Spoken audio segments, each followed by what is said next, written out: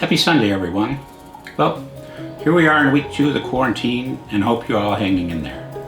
I'm going to probably have to refer to my notes here. My memory's not the best that it used to be, but just want to say, one short week ago, Kathy and I came up with the idea for this virtual potluck, and the response has really been amazing.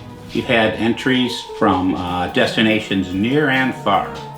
From Ireland, David showed us how to make a delicious Irish lamb stew. Well, Rebecca from Washington State made her baked pasta. And Cece in St. Louis made her stuffing chicken cheesy casserole. Closer to home, Kathy made an amazing minestrone soup, while Dick made a tasty tuna salad sandwich.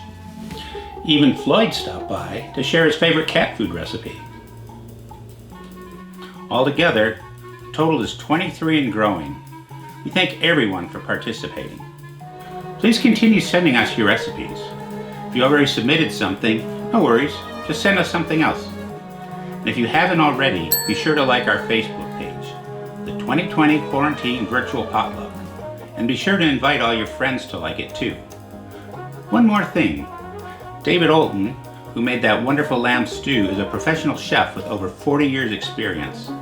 He's offered to take requests if you'd like to see a dish prepared. There's more info provided on the Facebook page. I just want to take a quick time out here and thank my wife for tolerating the chaotic mess that's become our kitchen table.